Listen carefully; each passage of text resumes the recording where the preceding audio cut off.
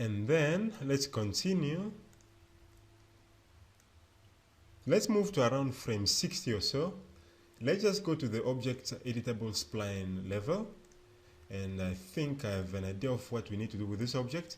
We are going to rename this to fold C, because I think this should be the outermost ones, because I have an idea as to what to do with the fold B.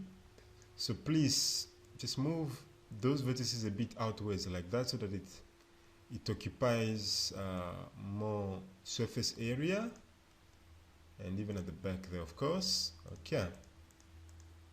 All right. And let's just confirm that everything is still fine. Yes, everything is still fine. Okay. Now, with this object selected, we're going to go to Edit and Clone. Now, please call this, of course, Fold B001. Okay. And then also, let's create a material called Fold C. Let's make that a yellow color. Yeah, something like that. And please select Fold C and assign the material. And then select Fold B and assign it, of course, that material. And then let's move to somewhere ahead in time, around frame 72, when everything is settled. And let's go to the editable spline levels. And yeah, here we're going to, of course, adjust this object to make it smaller than fold C, by moving it, of course, by moving the vertices more inwards, as you can see me doing. All right. Yes, like that. Okay. And now, yeah, there we go. Now, of course, B is inside there, like that. Okay. And then please select Fold C and just offset its timing to be a bit forward in time, like that. Okay, so now you can see, of course, it's been moved forward in time. So when we play this, there we go. You see that, eh? You can offset it some more. There we go. Okay. All right, that's great stuff. And then please select Fold B. And then we can see its time has been offset to frame 10. Please turn on Auto Key. And then let's move the keyframe to the beginning there. Yeah, and we just want a different kind of animation for this Fold B object. So please, let's delete the slice modifier and add a new slice modifier. And again, remove top, make sure it's turned on. Okay. Turn on Auto Grid. And then jumping from the beginning to around frame 20, please move the slice, click on the slice modifier to activate it, and of course move the slice upwards like that. Okay. Yeah, let's see what that will create. Let's see what that creates. Okay, so you can see it will look as if it's being drawn from the floor. Okay.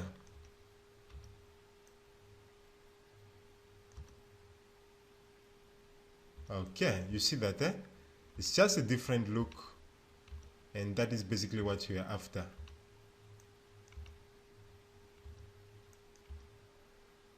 Because you can't have them all animating in the same way, okay? So yeah, hence we created that kind of sort of different look for it, okay? And then of course, please move this by offsetting the keyframe to frame 10 like that. And now, there we go. Okay, yeah, that's something better now. All right, okay. So yeah, let's continue. Okay, so now, before we take any further step, we have to make sure that we are very happy with what we have.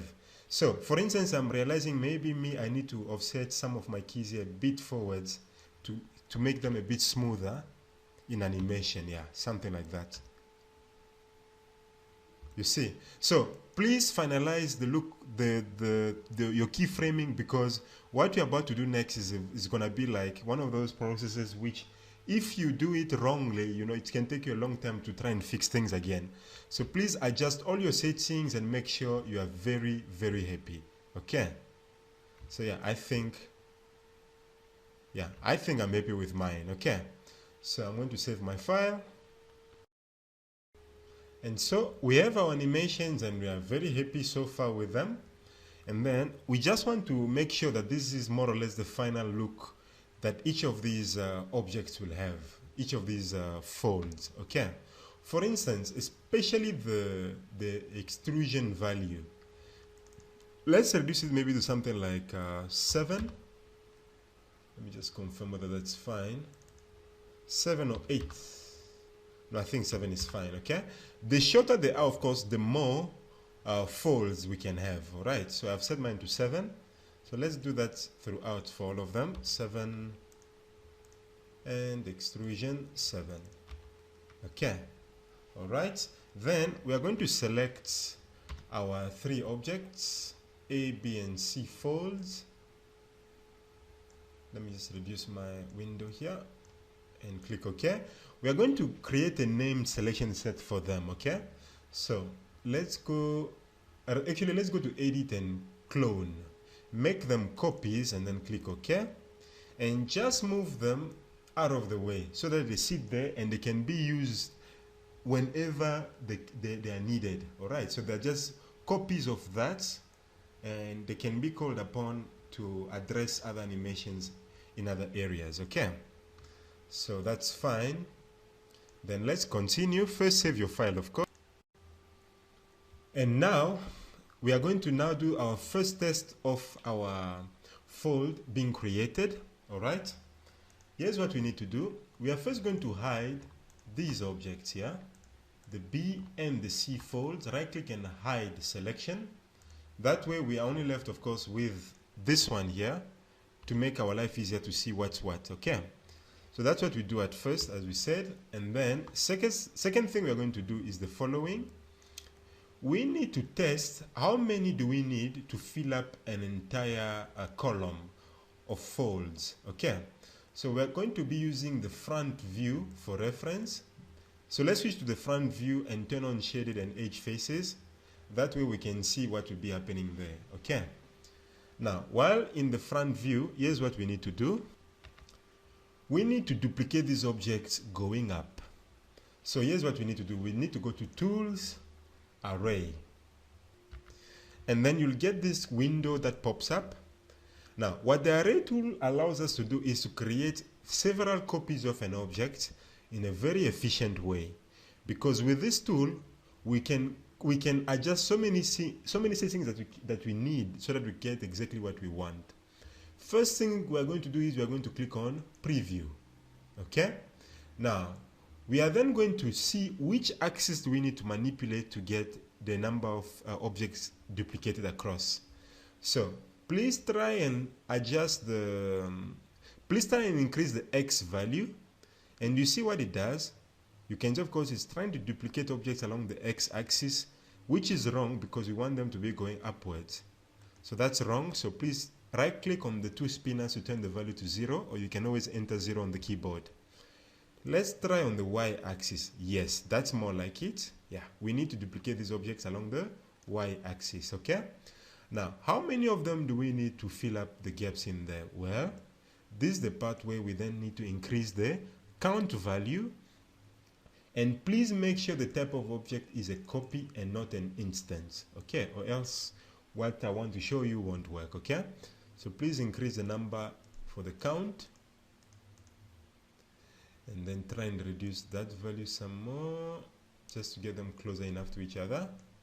Something like that, I think, yeah. So the value there is 165. Okay. And so let's just take note of these settings, okay? So we can see we've copied things along the Y-axis. So we are going to say here, I'm creating a new notepad, or you can write it somewhere on a piece of paper or somewhere, just for reference, okay? We can see we've array on the Y-axis, and the value that we are using there is is that value. Of course, it can change depending on your computer, okay? Because I know not everyone uses centimeters. Some people use inches, some people use meters, okay? And then we've got 17 copies. Okay, great stuff. So we are happy with that look, and then we click OK. All right. Now, if you press play, can you see what's happening? The animation is taking place, but there's only one problem, of course. They are all animating at the same time. Okay. And in fact, before we proceed, we are going to undo the arraying, because we needed that just to see where everything will be placed. Okay. So let's go to edit and undo create array. Okay. We are then going to see the values here that we are using. The shell value is at 7. I mean, the extrude amount is at 7. Shell value is that number. Okay. Let's delete those values, please, so that we are only left with the slice. Okay. Then we are going to add, with the objects selected, we're going to go back to tools, array once again, and preview again. Okay. And click OK. Sorry. No, I can't see where they are. Let me undo that. Please select the object once again, tools, array, click preview. Looks like they're going the wrong way there.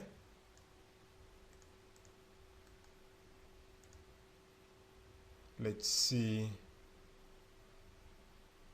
Okay, please move forward in time to somewhere where when the object sort of appears in full. Let's just see something here.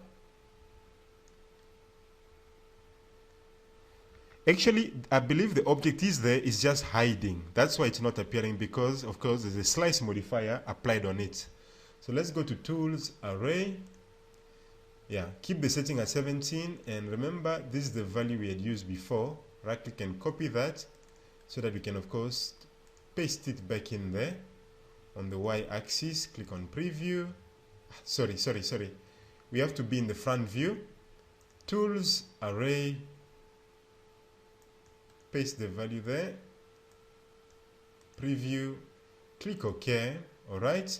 And then we're going to select all the objects named fold A, like that. Click OK. You see, that's what I told you. They were all there hiding. So please select all of those except that one there.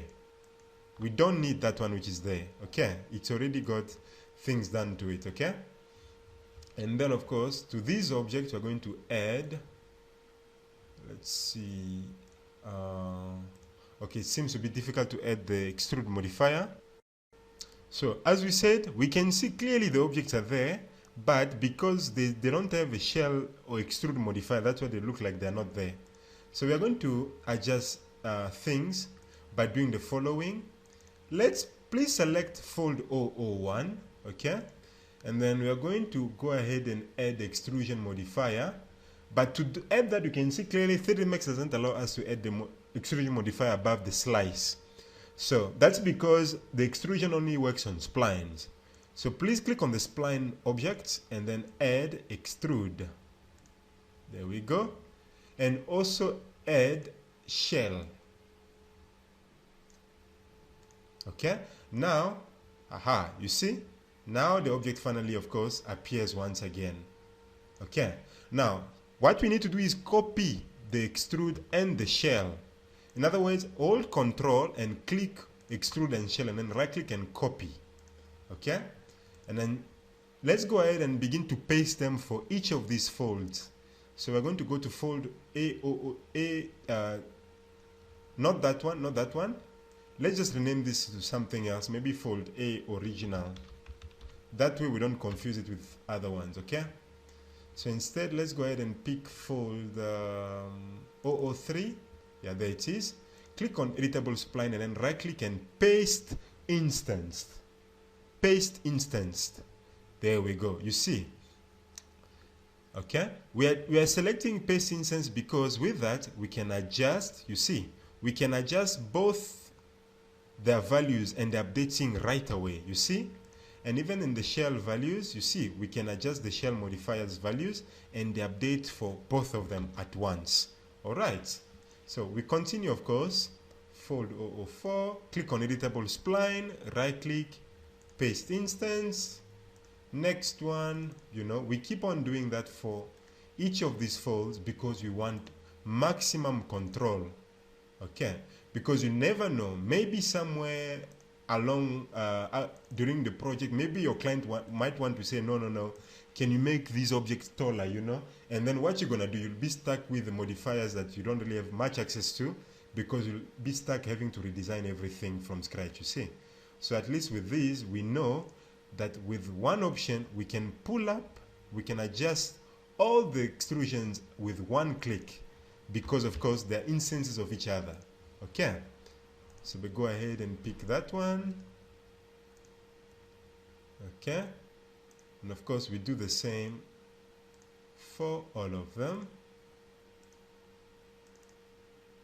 Number 10, paste instance. Number 11, paste instance. Number 12. You can see, of course, if you try and paste above the slice modifier, it won't work. So you have to click on editable spline to activate it. Okay.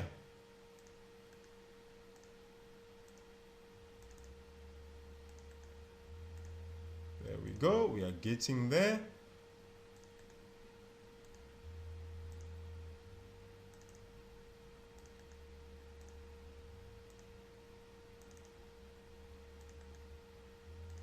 There we go. And of course, the one at the top, paste instance. There we go. Okay.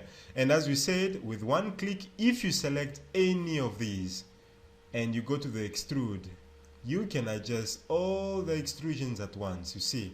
And that, of course, is the power that we're looking for. Perfect. And of course, please save your file. Now that we have this, it's looking good, except that when you press play, of course, all of them are animating at once. Now, we need to find a way in which we can offset this animation so that we create the illusion of growth, of something being built up. And that can only be achieved by offsetting the keys. Okay. Now, there are two ways you can do it. You can either select each of these objects, and you yourself, you can then move their keys by moving them maybe 10 frames off from the previous one. And then if you do that, you see now what will happen. What will happen is that when you do that, now after moving this particular object's keyframes 10 frames in time, you can see now it looks like it's delayed, it comes behind. If you select that one and you move its keyframes 20 frames in front, what happens now is that, of course, it's also delayed. You see, it comes in later. You see, if you move that one there, around 30 frames with delay, what will happen now? You see, it comes later as well. You see, now that's what we need to achieve, except, of course, you can see there are too many objects to go through. Now, if there are so many objects, it will take you so much time to achieve what we need to do. Okay, hence comes the power of scripting. Okay, don't worry, we are not going to write this script ourselves, because very clever people out there have written such scripts because they've come across needs for such animations. All right, now to get the script, I have created on this page on which you are watching this tutorial, there is the link to download the script. Okay, the script is found at www.scriptspot.com.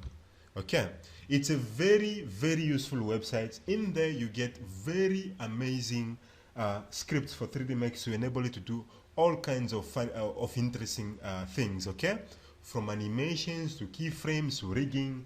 Most of the scripts are free and they're very, very useful. Okay, and that is where I found this script here called Animation Transfer Script Pack. Okay, it's the one we are going to use, and as I said, I have put the link on this page for you to download the script. Okay, and it's free, of course. Once you've downloaded the script, you'll get this zipped file, and which you are going to right click and then extract the files. Okay. All right. And then when you extract the files, of course, it gives you this folder, which you can open.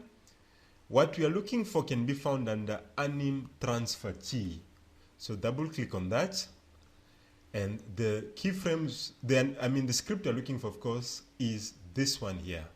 Although you can have both anyways. So you can just highlight those, right click and copy. And then we have to paste this script where you've installed your 3D Max. Okay. So usually, of course, that's under your C drive, program files, Autodesk. Now, depending on which version you are using, you could be watching this tutorial in the future. So you might be working on 3D Max 2050. But right now, I'm working on 3D Max 2012.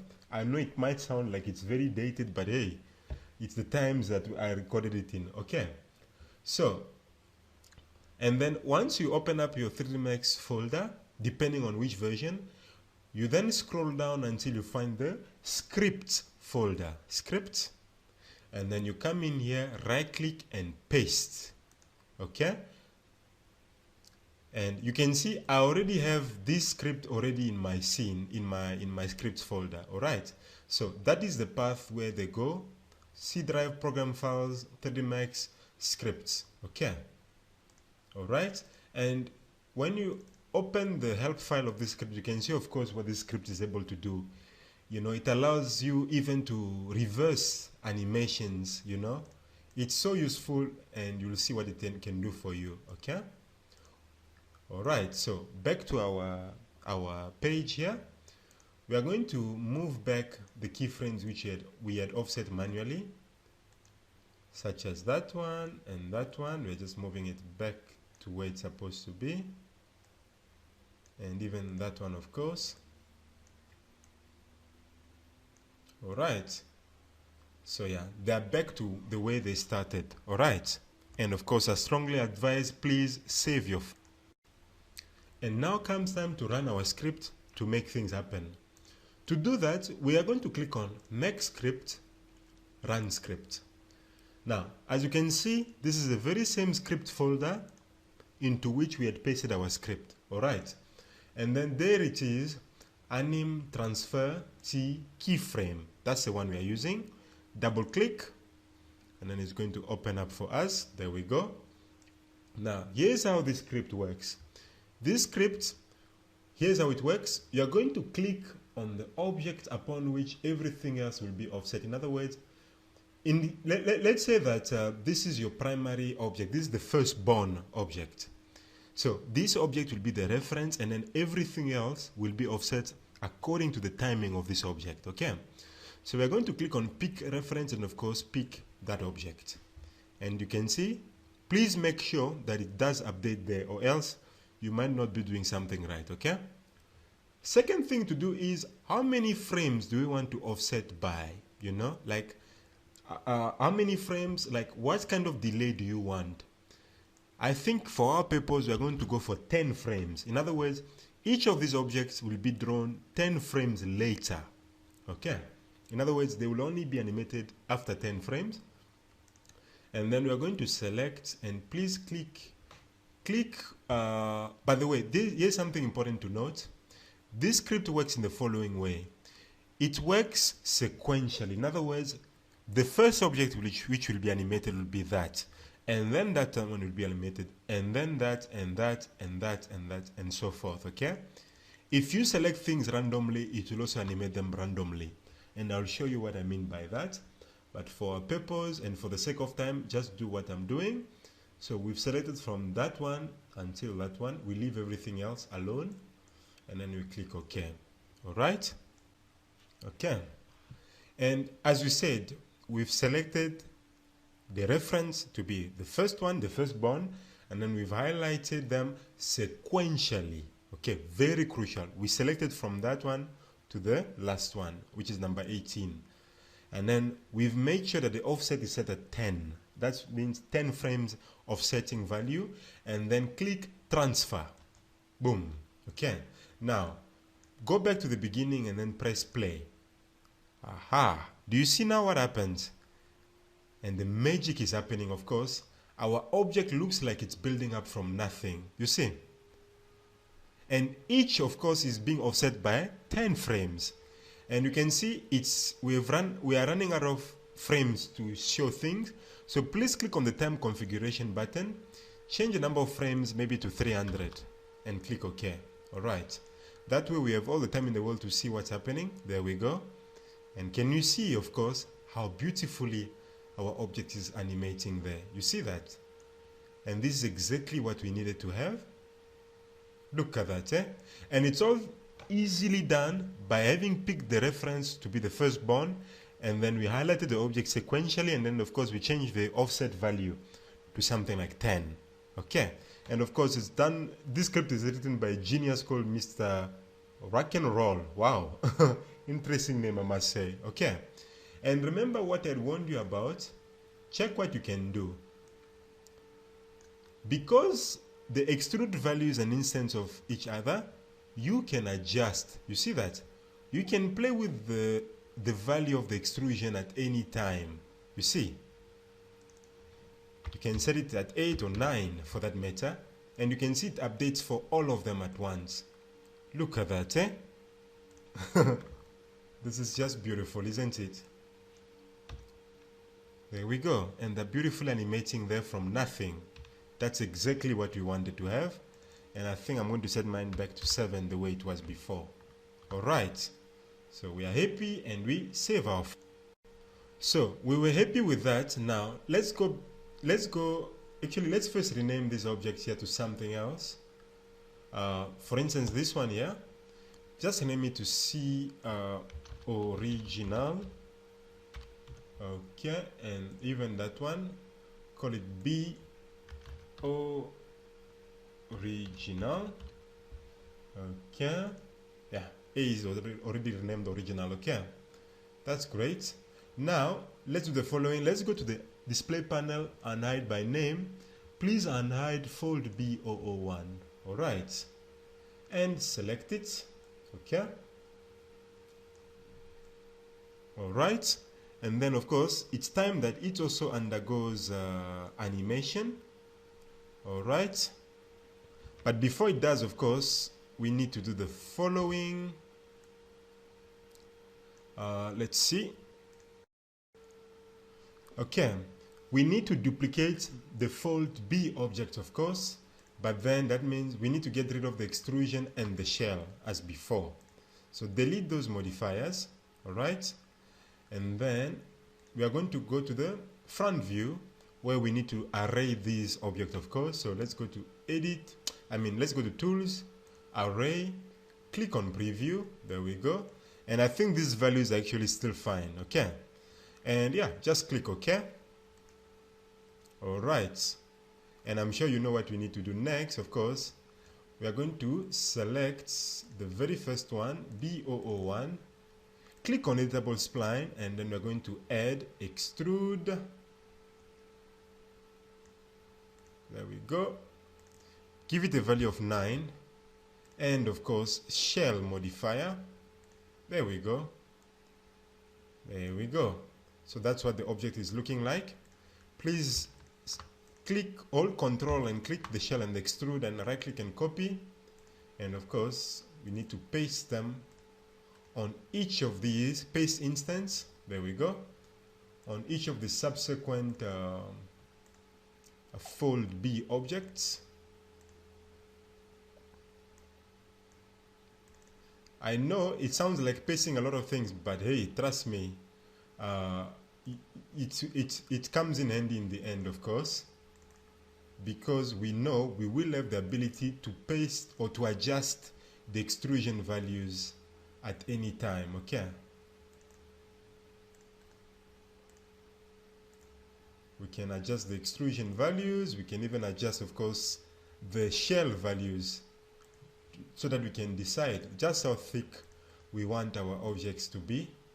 So that's really the power we really must have, because you know, people always can always change their minds, and you don't want to be caught on the wrong side if they do. Okay, so yeah, please just go ahead and keep pasting the modifiers for each of those. I'm going to pause until I paste on number 17. So that's now 16 and 17 finally. There we go. Okay, there we go. And don't worry about the fact that of course that they all look like they're animating at once. Okay, and save your file.